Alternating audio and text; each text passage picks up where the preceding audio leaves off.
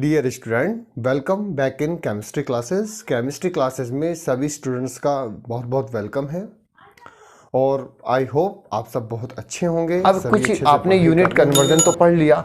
आप बोल रहे थे कि सर जो यूनिट कन्वर्जन होता है वो law of homogeneity N1U1 is equal to N2U2 के अकॉर्डिंग होता है, जिसका यूज़ मैंने करना सिखाया था आपको। अब मैं छोटी क्लास से रिलेटेड यूनिट कन्वर्जन के बारे में आपसे बात करूँगा। तो इसके अंदर जो टॉपिक है वो है यूनिट कन्वर्जन्स। फर्स्ट चैप्टर चला हुआ है बेटा, बहुत अच्छे से पढ़ेंगे यूनिट कन्वर्जन्स कि यूनिट कन्वर्जन्स क्या होता है। तो यूनिट कन्वर्जन्स की बात करेंगे, बहुत मतलब एक यूनिट से दूसरी यूनिट में कन्वर्ट करना, जिसके लिए आप जानते हो। अगर मैं देखूं, सबसे पहले यहाँ पे देखूं 1 मीटर, तो सबसे पहले हम 1 मीटर, तो आप जानते हो 1 मीटर के अंदर कितने सेंटीमीटर होते हैं? 100 सेंटीमीटर होते हैं। 1 मीटर के अंदर कितने सेंटीमीटर होते हैं बेटा? 100 सेंटीमीटर होते हैं। दूसरा, अगर मैं 1 किलोमीटर की बात करूं, 1 किलोमीटर, तो 1 किलोमीटर इज इक्वल टू जो होता है वो कितना होता है बेटा? 1000 मीटर होता है। 1000 मीटर होता है, यानी कि 1 किलोमीटर के अंदर कितने मीटर? 1000। यानी कि अगर मैं सेंटीमीटर की बात करूं तो सेंटीमीटर, अब यानी कि आप एक बात देखो बेटा, 1 किलोमीटर के अंदर 1000 मीटर होता है, ठीक है। अब बताइए कि इसके 1 किलोमीटर के अंदर सेंटीमीटर कितना होगा? तो बच्चे यहाँ पे कंफ्यूज हो जाएंगे। बस आपको कुछ नहीं करना, आप जानते हैं कि जब 1 मीटर के अंदर 100 सेंटीमीटर होता है, 1 मीटर के अंदर 100 सेंटीमीटर, तो बताइए 1000 मीटर के अंदर कितना सेंटीमीटर होगा? तो 1000 इंटू 100, तो या तो यानी कि 5 जीरो हो जाएंगी, 1000, यानी कि इसको हम लिख सकते हैं 10 की पावर 5 सेंटीमीटर, 10 की पावर 5 सेंटीमीटर, यानी कि इसका आंसर यहाँ पे आ जाएगा 1000, या मैं इसको लिख सकता हूँ 10 की पावर 5 सेंटीमीटर। आप कंफ्यूज मत हो ना, आपको ये चीज़ बहुत हेल्प करेंगी इसके अंदर, ठीक है ना। तो 1 मीटर के अंदर 100 सेंटीमीटर और नंबर सेकंड 1 किलोमीटर के अंदर 1000 मीटर या 1 लाख सेंटीमीटर या 10 की पावर 5 सेंटीमीटर। और छोटी बेसिकली, अगर आपको कहीं आपको पीकोमीटर की बात करें, तो 1 पीकोमीटर के अंदर जो होता है वो होता है 10 की पावर -12 मीटर। कितना होता है? 10 की पावर -12 मीटर। अगर डी ऑप्शन की बात करूँ, 1 नैनोमीटर की बात करें, तो 1 नैनोमीटर इज इक्वल टू होता है 10 की पावर -9 मीटर। That's clear. अगर मैं बेटा ई ऑप्शन की यहाँ पे बात करूँ कि 1 एंगस्ट्रॉम इज इक्वल टू कितना होता है? 1 एंगस्ट्रॉम इज इक्वल टू होता है 10 की पावर -10 मीटर। क्या ये बात क्लियर है आप सबकी? बिल्कुल। अगर मैं सबसे पहले यहाँ पे बात करूँ, ई के बाद एफ आता है। भाई देखो, ए कितना होता है 1 मीटर के अंदर? 100 सेंटीमीटर। नंबर बी 1 किलोमीटर के अंदर 1000 मीटर या 1 लाख या 10 की पावर 5 सेंटीमीटर। ये मैंने यूनिट कन्वर्जन आपको करके दिखाया है। 1 पीकोमीटर इज इक्वल टू 10 की power -12 metre. 1 nanometre is equal to 10 की power -9 metre. 1 angstrom is equal to 10 की पावर -10 मीटर। अब मैं बता दूं 1 फेमेटो इज इक्वल टू होता है 10 की पावर -13 मीटर। आपको बहुत एनसीईआरटी की जो फर्स्ट एक्सरसाइज है या फर्स्ट चैप्टर की जो एक्सरसाइज है वो इसमें इसी तरह के यूनिट कन्वर्जन बहुत दे रखे हैं फिल इन द ब्लैंक्स में। 1 फेमेटो इज इक्वल टू 10 की पावर -13 मीटर। और लास्ट में सबसे पहले जी का बचा कि 1 फर्मी इज इक्वल टू आ जाएगा बेटा 10 की power -15 metre. 1 fermi is equal to कितना हो जाएगा? 1 फर्मी इज इक्वल टू आ जाएगा 10 की पावर -15 मीटर। तो ध्यान से देखना कि एक बार बोल रहा हूँ बेटा, 1 मीटर में, 1 मीटर में कितना सेंटीमीटर? 100 सेंटीमीटर। उसके बाद देखना 1 किलोमीटर के अंदर 1000 मीटर या 1000 मीटर को अगर हम सेंटीमीटर में कन्वर्ट करना चाहें तो 100 से मल्टीप्लाई। क्यों? क्योंकि 1 मीटर के अंदर कितने सेंटीमीटर होते हैं? 100 सेंटीमीटर। जबकि यहाँ मेरा कितना मीटर है? 1000 मीटर। तो 1000 में जब एक में इतना, तो 1000 मीटर में कितने सेंटीमीटर? तो मल्टीप्लाई कर दिया। मल्टीप्लाई करने के बाद आ गया 1 लाख, यानी कि 10 की पावर 5 सेंटीमीटर। आप जानते हैं 1 पिकोमीटर इजिकल टू कितना बेटा 10 की power -12 metre, 1 nanometre is equal to 10 की power -9 metre, 1 angstrom is equal to बेटा 10 की power -10 metre, 1 femto is equal to 10 की पावर -13 मीटर और 1 फर्मी इजिकल टू 10 की पावर -15 मीटर। ये सारी चीज़ें आपको समझ में आ गई होंगी। ये बेसिकली आपको यूनिट कन्वर्जन में हेल्प करने वाली है। नोट्स के टाइम बनाते टाइम आपको इनको लिखना है। तो सबसे पहले अब मैं इसमें से सबसे जो इम्पोर्टेंट है ना, वो सबसे इम्पोर्टेंट मुझे एक ही दिखाई दे रही है जो हम केमिस्ट्री के अंदर भी यूज़ करते हैं, फर्मी। फर्मी के बारे में पता होना चाहिए कि 1 फर्मी इज इक्वल टू 10 की पावर -15 मीटर। तो उसके बारे में देखिए बेटा, यहाँ पे मैंने लिखा है 1 फर्मी इज इक्वल टू 10 की पावर -15 मीटर। तो ये आप पूछोगे कि ये फर्मी वर्ड कहाँ यूज़ किया जाता है। ये फर्मी वर्ड जो आप यूज़ किया जाता है, शायद आपका केमिस्ट्री के अंदर जो चैप्टर चल रहा है वो चल रहा है atomic structure. Atomic structure chapter है। एटॉमिक स्ट्रक्चर के अंदर हम एटॉमिक रेडियस की भी बात करते हैं बेटा। किसकी बात करते हैं? एटम की रेडियस। तो देखो, एटम तो बहुत स्मॉलेस्ट पार्टिकल होता है, उसकी कुछ ना कुछ रेडियस होती है। जो एटम की रेडियस को मेज़र किया जाता है वो फर्मी में मेज़र किया जाता है। यानी कि फर्मी जो है वो एटॉमिक रेडियस को मेज़र्ड करने के काम आती है। यानी कि measured of the atomic radius या measurement of the atomic radius, measurement of the atomic. यहाँ पे लिखा ना आपने, क्या लिखा? Measurement of the atomic radius. यानी कि ये एटॉमिक रेडियस के मेजरमेंट के काम आती है फर्मी। ठीक है, जैसे आपने सपोज करो आपके पास ये कोई भी स्मॉलेस्ट एटम है और स्मॉलेस्ट एटम का सेंटर पार्ट होता है न्यूक्लियस। न्यूक्लियस के बाहर जाइए, ये शेल होती हैं। तो ये जो मैंने आर लिखा है ना, ये रेडियस ऑफ द एटम है बेटा। क्या है? Radius of the atom. तो रेडियस ऑफ एटम को किस में मेज़र किया जाएगा? रेडियस ऑफ एटम को फर्मी के अंदर मेज़र किया जाता है। दैट्स क्लियर है, बिल्कुल समझ में आ चुका होगा। यानी कि 1 फर्मी या 10 की power -15 metre is always used measure of the atomic radius. Fermi word आपको वहाँ पे यूज़ करना है। जैसे सपोज करो इस एटम की रेडियस जो आई वो मेरे पास निकल के आई आर फर्मी। कितना निकल के आया? Are Fermi. आर की जगह जगह कभी क्या ले सकते हैं हम? एक्स फर्मी ले सकते हैं। अब फर्मी को हमें मीटर के अंदर चेंज करना है। तो आप जानते हैं, वी नो दैट, हम जानते हैं कि 1 फर्मी इज इक्वल टू 10 की पावर -15 मीटर। तो आर फर्मी को किस में कर सकता हूँ? मीटर में कर सकता हूँ। तो बोलूँगा R इंटू 10 की पावर -15 मीटर। That's clear. या मैं बोलूँगा X इंटू 10 की पावर -15 मीटर। इस तरह से मैं एटॉमिक रेडियस को फर्मी से किस में कन्वर्ट कर सकता हूँ? मीटर में कन्वर्ट कर सकता हूँ। ये भी आपका बेसिक कंसेप्ट है। क्लियर? यहाँ तक तो आपकी बात बिल्कुल आपको समझ में आई होगी। इससे आगे की बात क्लियर करते हैं। अब हमारी कुछ स्पेसिफिक यूनिट कन्वर्जन्स होती हैं। स्पेसिफिक यूनिट कन्वर्जन जो मैं आपको बताऊंगा बहुत ज़्यादा इंपॉर्टेंट है, उनके बारे में आपको पता भी होना चाहिए। तो स्पेसिफिक यूनिट कन्वर्जन,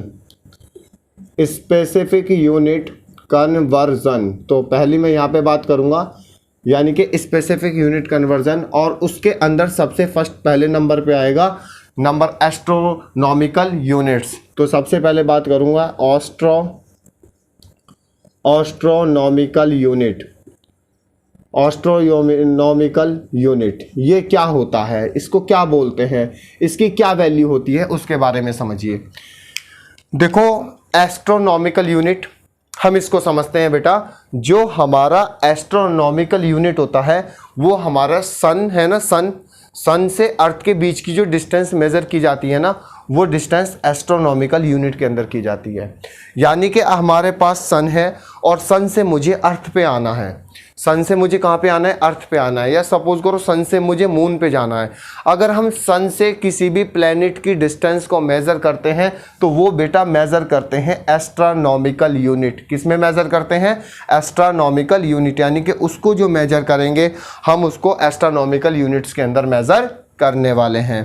तो यानी कि एक बात बताऊं कि एस्ट्रोनॉमिकल यूनिट होता क्या है, आप कैसे आंसर देंगे कि distance between the sun and the earth.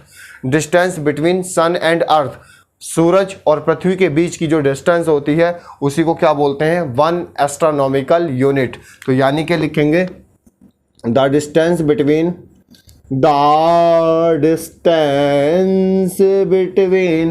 The distance between sun and earth, the distance between sun and earth, यानी कि सन और अर्थ के बीच की डिस्टेंस को इज कॉल्ड एस्ट्रोनॉमिकल, यानी कि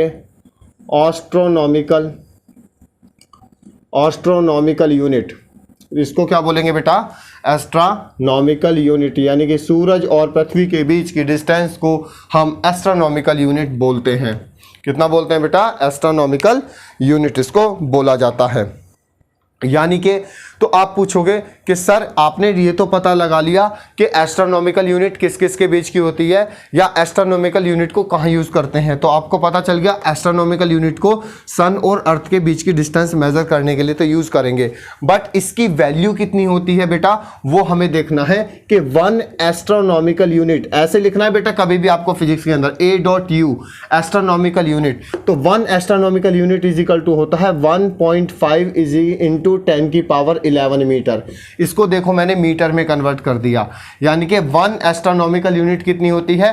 1 astronomical unit is equal to 1.5 into 10 की पावर 11 मीटर। और इसे कृपया करके बॉक्स में बंद कर दीजिए, ठीक है ना। यानी कि 1 एस्ट्रोनॉमिकल यूनिट को क्या बोलते हैं? 1.5 इंटू 10 की पावर 11 मीटर। क्लियर? यानी कि हमारे, अब इससे आपको पता लग गया होगा कि हमारे सन और अर्थ के बीच की डिस्टेंस कितना है बेटा? 1.5 इंटू 10 की पावर 11 मीटर। That's clear? ये चीज़ मैंने बता दी थी। नंबर सेकंड एक और आती है लीप ईयर या लाइट ईयर। तो सबसे पहले मैं बात करने वाला हूं बेटा लाइट ईयर की। लाइट ईयर, तो लाइट ईयर का सबसे पहले मैं डेफिनेशन लिखूंगा, लाइट ईयर का डेफिनेशन लिखूंगा, फिर मैं आपको बता दूंगा बेटा लाइट ईयर होता क्या है, उसके बारे में समझेंगे। बेटा ये चैप्टर थोड़ा थ्योरेटिकल है और थ्योरेटिकल भी खत्म होने वाला है, ये समझिए। ये इसका शायद कल के लेक्चर में ये खत्म हो जाएगा, उसके बाद हम डायमेंशन स्टार्ट करेंगे, डायमेंशन और एरर एक साथ।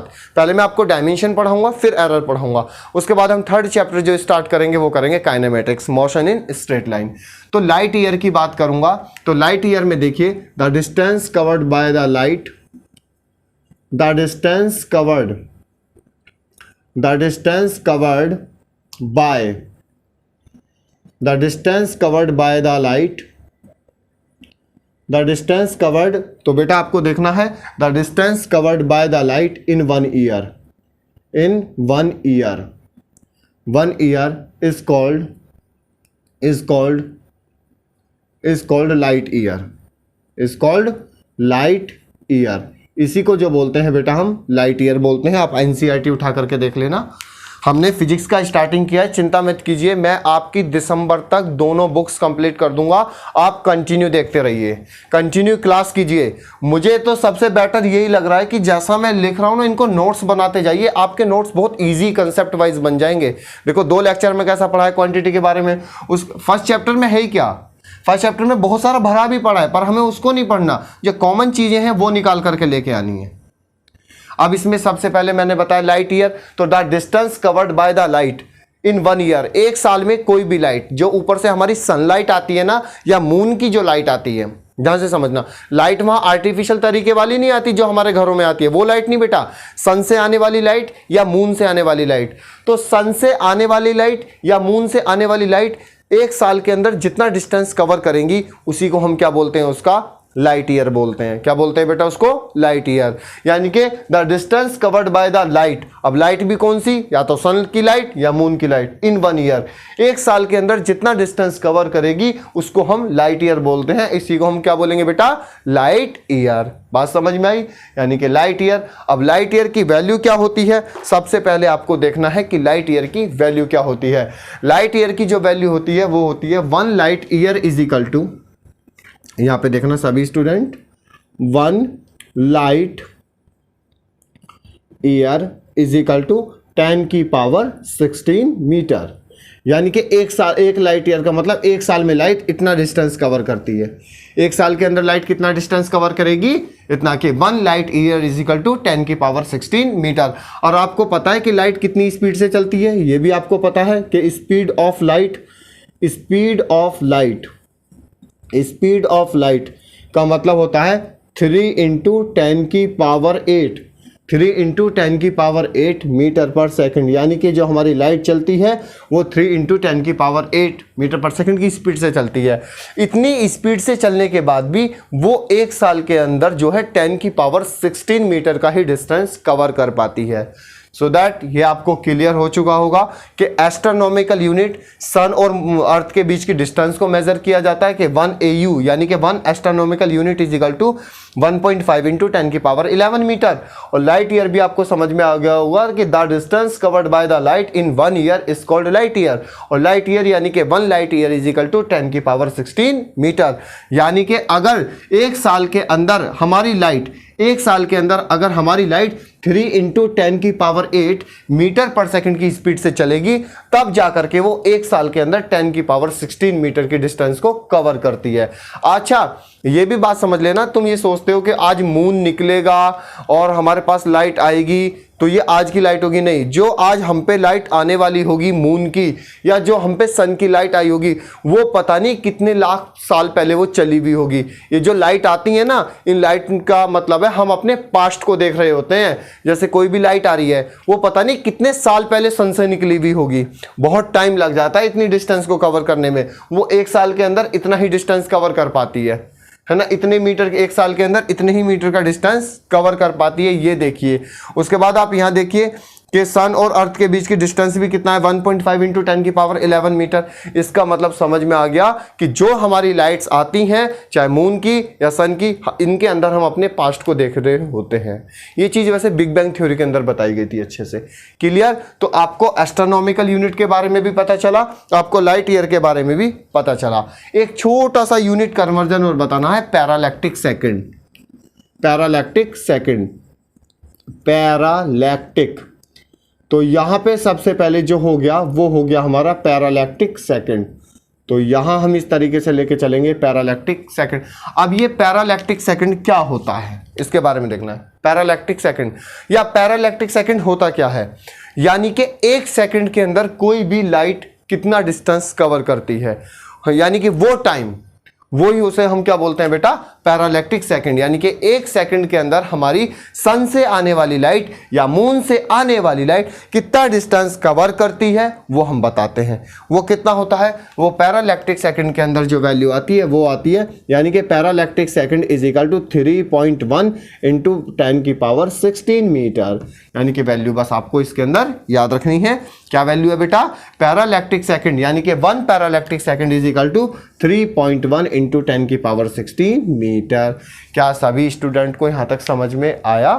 आप इस पहले ये, उसके बाद ये और उसके बाद ये कॉलम बना करके नोट कीजिए। उसके बाद हम नेक्स्ट स्टार्ट करते हैं, जो कॉमन पॉइंट अब हमारा चलेगा कि जो अभी तो ये आपने देखा, जितना भी मैंने पढ़ाया 11th क्लास के स्टूडेंट्स प्यारे बच्चों, कि जितनी भी ये जो मेजरमेंट है वो छोटा मेजरमेंट है, क्योंकि इसके अंदर पावर माइनस में आ रही हैं, पावर माइनस में आ रही हैं। इन चीज़ों को हम डायरेक्ट सीधा हम अपनी लाइटों का यूज़ कर रहे हैं, उसमें कहीं पावर माइनस में है, कहीं आपको प्लस में है। अब जो हम करेंगे थोड़ा सा लार्ज स्केल पे मेजरमेंट करने वाले हैं। थोड़ा जैसे सी है और सी है हमारा समुद्र है, और समुद्र के अंदर कोई भी हमने पनडुब्बी भेज दी, हम अपनी कोई भी साउंड नेविगेशन भेजेंगे तो वो कितना डिस्टेंस कवर करेगी। अगर मैं कोई गोली पत्थर पे लगाऊं, पत्थर पे मारूं, यानी कि माउंटेन से टकराई, टकराने के बाद वो मेरे वापस कानों में आई तो उसने कितना डिस्टेंस कवर करा। इसके अंदर हम इन चीज़ों को भी पढ़ेंगे। आपका ये बेसिक कंसेप्ट तो आपका यहाँ पे क्लियर हो चुका है। तो आप सबसे पहले इसको नोट कीजिएगा।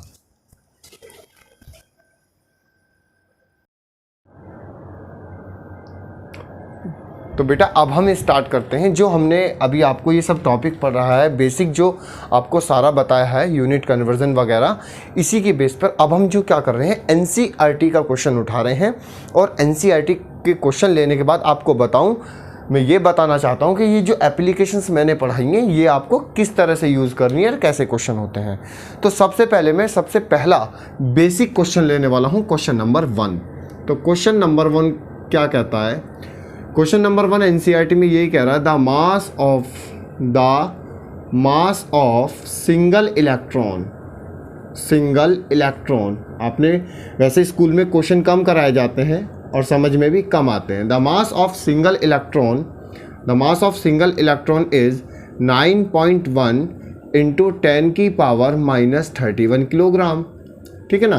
The mass of single electron is 9.1 into 10 की power minus 31 kilogram. What would be number of electron, तो यहां करेंगे question, watt would be number of electron, watt would B, ये सब बेटा एनसीईआरटी है। वाट would be the number of electron in 1 kilogram substance, 1 kilogram substance. तो इसके बारे में हम थोड़ा स्पेसिफिक कर लें, क्लियर। देखिए कैसे क्वेश्चन पढ़ते हैं। तो क्वेश्चन का वही आपका हमारा वही पैटर्न होता है रीडिंग करने का, कि the mass of single electron, the mass of single electron, तो the mass of single electron is 9.1 into 10 की power minus 31 kilogram. What would be number of electron in 1 kilogram substance, कि एक electron का जो मास होता है। तो सॉल्यूशन देखिए, सबसे पहले यहाँ पे ग्रीन मार्कर से आपको दिखाई दे रहा होगा, मास ऑफ सिंगल इलेक्ट्रॉन यानी कि M E is equal to mass of single electron 9.1 into 10 की पावर माइनस 31 किलोग्राम। अब उसने पूछा कि जब यानी कि सिंगल इलेक्ट्रॉन का मास है इतना, मतलब जब मेरे पास n बराबर 1 होगा, where n is number of electron, where n is, मैं पूरा लिख के आपको बताऊं, where n is number of electron, जो n है वो नंबर ऑफ इलेक्ट्रॉन है, यानी कि एक इलेक्ट्रॉन तो इतने किलोग्राम का मास रखेगा, यानी कि इतने किलोग्राम मास अपने अंदर एक ही इलेक्ट्रॉन को लेता है। तो बताइए 1 किलोग्राम के अंदर कितने इलेक्ट्रॉन्स होंगे। तो बहुत आसान क्वेश्चन है बेटा, ध्यान से समझो कि ये जो हमारा मास है ना 9.1 इंटू 10 की पावर माइनस 31 किलोग्राम, ये सिर्फ एक इलेक्ट्रॉन का मास है बेटा। कैसा है? एक इलेक्ट्रॉन का मास, दैट्स क्लियर। यानी कि एक इलेक्ट्रॉन का मास इतना होता है, तो बताइए कि 1 किलोग्राम के अंदर कितने इलेक्ट्रॉन होंगे। अब कहानी मैं यहाँ से उल्टा चलता हूँ, मैंने बोला कि 9.1, क्वेश्चन यहाँ से सॉल्व हो रहा है, 9.1 इंटू 10 की पावर माइनस 31 किलोग्राम जो अपने अंदर कंसिस्ट करता है वो एक इलेक्ट्रॉन को कंसिस्ट करता है। यानी कि 9.1 इंटू 10 की पावर माइनस 31 किलोग्राम सिर्फ अपने अंदर एक इलेक्ट्रॉन को कंसिस्ट करता है। तो बताइए यहाँ पे मुझे बताना है कि 1 किलोग्राम के अंदर कितने इलेक्ट्रॉन्स हो सकते हैं। भाई 9.1 इंटू 10 की पावर माइनस 31 किलोग्राम तो एक इलेक्ट्रॉन रख रहा है, तो बताइए 1 किलोग्राम कितने इलेक्ट्रॉन रखेगा। तो मैं मान के चला वो n इलेक्ट्रॉन रखेगा। तो ये तो मोल कॉन्सेप्ट वाला कंसेप्ट आ गया कि इतने किलोग्राम में एक इलेक्ट्रॉन। तो बताइए 1 किलोग्राम में कितने, तो ये तो बेसिक सा हो गया। तो यही बेसिक हम सॉल्व करते हैं कि 9.1 इंटू 10 की पावर माइनस 31 किलोग्राम एक इलेक्ट्रॉन रख रहा है बेटा। बहुत आराम से समझना बेटा, एक इलेक्ट्रॉन रख रहा है। तो 1 किलोग्राम कितना रखेगा? 1 किलोग्राम रखेगा 1/9.1 इंटू 10 की पावर माइनस 31 इंटू 1। क्लियर? तो इसका मतलब 1 1 जा 1, यानी कि 1/9.1 इंटू 10 की पावर माइनस 31। तो पॉइंट हटाएंगे, 0 लगाएंगे, कैलकुलेशन कर सकते हैं आप।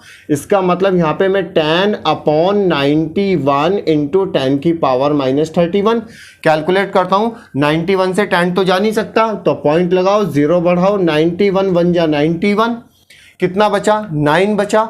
9 बचेंगे तो पॉइंट लगा देंगे 0, 90 हो जाएगा। अब 90 के अंदर तो डिवाइड नहीं कर सकते ना, 90 के अंदर डिवाइड नहीं कर सकते, तो एक और 0 लगा दो, तो कितना हो जाएगा? 900 हो जाएगा। अब 900 को डिवाइड करो 91 से, तो शायद ये 9 बार चला जाएगा। कितनी बार चला? 900 को डिवाइड करेंगे तो कितना? 9 बार चला जाएगा, इतनी बार चला जाएगा, यानी कि 0.109 अपॉन 10 की पावर माइनस 31। अगर मैं इसको सॉल्व करूं तो मेरे पास आ जाएगा 0.109 इंटू 10 की पावर, ऊपर प्लस में चलाया जाएगा 31। तो मैं इसको लिख सकता हूं बेटा कि 1.09 इंटू 10 की पावर माइनस 10 की पावर प्लस 31। अच्छा इधर चला गया तो पावर माइनस में चली जाएगी तो इधर बचेगा 30, यानी कि इसका मतलब यहाँ पे कितने इलेक्ट्रॉन हो गए, यहाँ पे हो गए 1.09 इंटू 10 की पावर 30। बहुत से स्टूडेंट को डाउट आ गया होगा कि सर यहाँ पे 31 है और आपने 30 क्यों ले दिया, क्योंकि बेटा मैं पॉइंट को उधर भी तो ले गया हूँ, जैसे ही मैं पॉइंट को उधर लेकर के जाऊंगा तो पावर मेरी क्या हो जाएगी, पावर बढ़ जाएगी, मतलब पावर जो है माइनस में चली जाएगी। अब यहाँ पे देखो मैंने 1 पॉइंट को डिस्प्लेस किया है तो पावर भी एक ही पॉइंट डिस्प्लेस होगा, मतलब 10 की पावर -1। अब 10 की पावर प्लस का 31, 10 की पावर -1 तो कितना बचा, 10 की पावर प्लस का 30। तो यहाँ पे जो इलेक्ट्रॉन हो गए वो हो गए 1.09 इंटू 10 की पावर 30, यानी कि 1 किलोग्राम के अंदर, यानी कि 1 किलोग्राम सब्सटेंस के अंदर इतने इलेक्ट्रॉन प्रेजेंट होंगे। बात समझ में आई, क्लियर है ना। अब उसके बाद हम नेक्स्ट क्वेश्चन करते हैं, क्वेश्चन नंबर 2, कि इस तरह से क्वेश्चन करते हैं फटाफट। क्वेश्चन तो समझ में आ रहे होंगे, इजी लग रहे होंगे, हार्ड तो नहीं है बेटा क्वेश्चन। क्वेश्चन आसान होते हैं बहुत, ये क्वेश्चन टफ नहीं होते बेटा, ये क्वेश्चन जो है बहुत आसान होते हैं। उसने क्वेश्चन बोला, सबसे पहले मैं आपको बताऊंगा, वो क्वेश्चन आपको खुद भी बताना है। क्वेश्चन में रीडिंग करता हूं, the surface area of the solid cylinder of 2 centimetre, height 10 centimetre is equal to dash millimetre cube, इस डैश मिलीमीटर क्यूब। यानी कि आपको क्या करना है, क्वेश्चन करना है। क्वेश्चन में आप मुझे भी एडवाइस देंगे कि क्वेश्चन को कैसे किया जाएगा। तो लिखो the surface area, the surface area, ये बेसिक मेजरमेंट से क्वेश्चन है बेटा ये। The surface area of the cylinder, the surface area of the cylinder, the surface area of the cylinder of 2 centimetre, of 2, यानी कि the surface area of the cylinder is 2 centimetre and height, यानी कि जो length है वो 2 centimetre है। Area of length TH length 2 centimetre and height 10 centimetre, height 10 centimetre, 10 centimetre है ना, इस तरीके से निकाला है। 10 centimetre is equal to, 10 centimetre is equal to mm का स्क्वायर। बिल्कुल, क्वेश्चन देखना, क्वेश्चन आपको नहीं समझ में आएगा। अब मुझे लगा भी है, अभी तो क्वेश्चन लिखा ही है। ये क्वेश्चन क्या कह रहा है बेटा, फर्स्ट चैप्टर के अंदर ऐसे ही क्वेश्चन है, उनको कराना हमारा काम है, बहुत आसान है। सबसे पहले अब आपने एकदम चकरा, ये तो आपको बेसिक समझ में आ गया होगा कि सर ये वाले क्वेश्चन तो हम कर सकते हैं, इस वाले क्वेश्चन को क्या कह रहा है हमें तो कुछ पता ही नहीं पड़ रहा, तो आप चिंता काहे ले रहे हैं, क्वेश्चन बहुत आसान है। देखो सबसे पहले उसने पूछा surface area of the cylinder, तो भाई मुझे सिलेंडर चाहिए। यहां से आप अपनी आदत डाल लीजिए, मेरे स्टूडेंट जो आप फॉलो करते हैं, मैं गारंटी बता रहा हूं, अगर आपने फिजिक्स में डायग्राम बनाना शुरू कर दिया तो आप फिजिक्स का 70% क्वेश्चन सॉल्व कर लेंगे, ध्यान रख लेना, ठीक है ना। हम फिजिक्स पढ़ा रहे हैं, सब चीज़ हैं। अब अपनी ग्रेजुएशन के टाइम पे, अपनी 12th के टाइम पे जब हम पढ़ते थे, हमारे पास भी बायो स्ट्रीम थी, उसके बावजूद भी हमने फिजिक्स को सेलेक्ट किया, क्योंकि फिजिक्स में एक बार इंटरेस्ट बन गया ना तो फिजिक्स बन जाता है और बहुत अच्छा लगता है फिजिक्स के अंदर इंटरेस्ट बनना। तो आ जाती है, देखिए, तो इसमें कोई भी डरने वाले की बात नहीं है। तो सबसे पहले मुझे पूछा the surface area of the cylinder, तो पहले आप एक काम कीजिए, सिलेंडर बनाइए।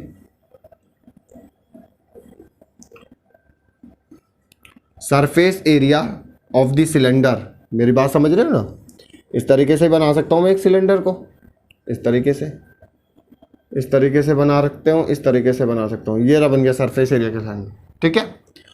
अब यहाँ पे ये जो है इसका इस तरह से जो है ये पॉइंट है, इसको मैंने क्रॉस सेक्शनल काटा हुआ है। मैंने इसलिए काटा ताकि मैं इसकी रेडियस को बता सकूँ कि जो इसका ये वाला पोर्शन है रेडियस, ये वाला पोर्शन ये है 2 सेंटीमीटर, इसको बोलते हैं बेटा रेडियस। क्या बोलते हैं? सिलेंडर की रेडियस यही होती है। और नहीं तो ये पूरा जो हम अगर ये लगा दें तो ये तो पूरा इसका सरकमफेरेंस हो जाएगा पूरा काटने के बाद, सरफेस एरिया पर कट सेक्शन, क्रॉस सेक्शन, है ना। उसके बाद यहाँ पे और यहाँ से यहाँ तक की जो बात करते हैं वो हाइट होती है, उसको बोलते हैं हाइट ऑफ द सिलेंडर। क्या बोलते हैं? Height of the cylinder. ये आपका हाइट हो चुका है और हाइट को हम h से रिप्रेजेंट करेंगे और रेडियस को हम r से रिप्रेजेंट करेंगे। यहाँ तक किसे बात समझ में आ गई? ठीक है, सिलेंडर का डायग्राम। तो उसने बोला the surface area of the cylinder, यानी कि मुझे सरफेस एरिया बताना है सिलेंडर का, जिसके लिए लेंथ जो है रेडियस के बराबर दे दी, यानी कि जो इसकी रेडियस है स्टूडेंटों वो है 2 सेंटीमीटर और जो उसकी हाइट है बेटा वो हाइट है 10 सेंटीमीटर। हाइट जो है 10 सेंटीमीटर। ओहो, कमाल की बात कह दी लड़के ने कि रेडियस जो है वो 2 सेंटीमीटर है और हाइट 10 सेंटीमीटर है। तो इसमें आपको क्या करना है? इसमें आपको सरफेस एरिया निकालना है। इसमें क्या निकालना है? Surface area. तो सरफेस एरिया का फॉर्मूला आप जानते हैं कि किसी भी रेडियस के सरफेस यानी कि किसी भी सिलेंडर का सरफेस एरिया कितना होता है? तो अभी आपने 10th पढ़ी होगी, तो 10th के अंदर surface area of the cylinder, surface area of cylinder, तो सिलेंडर का सरफेस एरिया कितना होता है? तो सिलेंडर का सरफेस एरिया आप जानते हैं। मैं चलो एक काम करो, मैं इसको ऐसे से रिप्रेजेंट करता हूं। सरफेस एरिया आप लिख देंगे यानी कि 2 पाई आर यानी कि h plus R, 2 pi R h plus R, ये सरफेस एरिया होता है। अब अगर ये वैल्यू आप इसके अंदर पुट कर देंगे तो आपका सरफेस एरिया आ जाएगा और उस सरफेस एरिया को आप कुछ मत करना, मिलीमीटर में कन्वर्ट कर देना, आपका आंसर यहाँ फिल इन द ब्लैंक्स में फिल हो जाएगा। क्लियर? तो आप सबसे पहले इसे नोट कीजिए और हम तुरंत अभी क्या करते हैं, स्टार्ट करते हैं इसमें। सबसे पहले तो बेटा इसके अंदर मैंने आपने सबसे पहले जो सरफेस एरिया है सिलेंडर का वो होता है 2 pi r into h plus r. अब इसमें रेडियस क्या है? 2 सेंटीमीटर और हाइट क्या है? 10 सेंटीमीटर। तो आप सबसे पहले इसको मिलीमीटर में कन्वर्ट कीजिए। जैसे आप जानते हैं कि 1 मीटर के अंदर 100 सेंटीमीटर होता है या 1000 मिलीमीटर होता है, तो आपको 1 मीटर तो छोड़ देना है, आपको इन दोनों का रिलेशन देखना है। जब इन दोनों का रिलेशन देखोगे तो इसकी 2 जीरो से 1 जीरो कट जाएंगी, तो कितना बचेगा इधर? 10 मिलीमीटर। इसका मतलब 1 सेंटीमीटर के अंदर कितने मिलीमीटर होते हैं? 10 मिलीमीटर होते हैं। इस चीज का ध्यान रखना, यानी कि आपको याद रखना है कि 1 सेंटीमीटर के अंदर कितने मिलीमीटर होते हैं? 10 मिलीमीटर। अब मेरे पास रेडियस कितना है? 2 सेंटीमीटर, तो 2 सेंटीमीटर 2 इंटू 10 मिलीमीटर तो 20 मिलीमीटर। क्या ये मिलीमीटर में कन्वर्ट हो गया? यानी कि जो इसकी रेडियस है, जिस पोर्शन को हम बात कर रहे थे कि ये रेडियस, वो हमारी 2 मिलीमीटर में कन्वर्ट हो चुकी है। उसके बाद मैं हाइट की बात करूंगा। हाइट पहले से ही कितना है बेटा? 10 सेंटीमीटर। तो 10 सेंटीमीटर को मिलीमीटर में कन्वर्ट करेंगे तो 10 इंटू 10 यानी कि 100 मिलीमीटर। अब ये 100 मिलीमीटर के होने के बाद मुझे निकालना है सरफेस एरिया। अब सरफेस एरिया में सीधा मैंने क्या करा? वैल्यू पुट करी। फॉर्मूला क्या होता है? 2 pi r bracket into h plus r, तो 2 इंटू 3.14 इंटू 20, तो रेडियस कितना रखा? रेडियस 20 रखा। हाइट कितना रखा? 100 मिलीमीटर रखा। तो सबको कैलकुलेट करके लेके आए बेटा। जैसे मल्टीप्लाई करी तो मेरा आंसर जो आया वो आया 150.72 इंटू 10 की पावर 2। इस तरीके से कैलकुलेट किया सबका कि 150.72 इंटू 10 की पावर 2। अब ये जब मैंने कैलकुलेट करा तो मैंने देखा, मैंने इसको और सिंप्लीफाई किया कि इस वाले पॉइंट को मैं और जंप कराता हूं लेफ्ट हैंड साइड में। तो जितना मैं पॉइंट को लेफ्ट हैंड साइड में कराऊंगा उतना ही मेरी पावर पॉजिटिव जाती है, और जितना मैं पॉइंट को राइट हैंड साइड में जंप कराऊंगा उतनी ही मेरी पावर नेगेटिव जाती है। तो मैंने इसको लेफ्ट हैंड साइड के साथ में जंप करा दिया। कितने पॉइंट? 2 पॉइंट, 1 और 2। जैसे मैं 2 पॉइंट जंप कराया तो आंसर आया 1.50 इंटू 10 की पावर 2 इंटू 10 की पावर 2।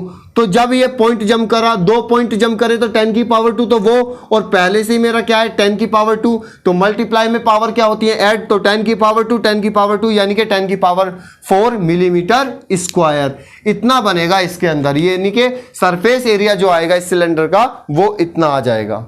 तो बेटा देखो इसमें चैप्टर में बेसिक कैलकुलेशन है मैथमेटिक्स वाली, जो आपने देख लिया। यूनिट कन्वर्जन का मतलब आपको इसमें समझ में आ गया होगा। ठीक है, यानी कि इस तरह के, यानी कि मैंने 2 क्वेश्चन करा दिए हैं। अब हम आगे बढ़ते हैं सबसे पहले नए टॉपिक पर, कि नया टॉपिक क्या है। थोड़ा नए टॉपिक को लेकर के चलते हैं कि नया टॉपिक आएगा एकदम, और वो अब थोड़ा मेजरमेंट आएगा लार्ज स्केल की तरफ। मेजरमेंट ऑफ लार्ज स्केल मतलब लंबी लंबी डिस्टेंस को मेजर करना, लंबी लंबी डिस्टेंस को मेजर करेंगे उसके अंदर हम। यानी कि सबसे पहले measurement of large scale,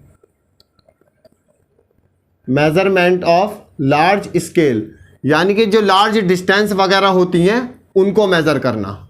measurement of large scale.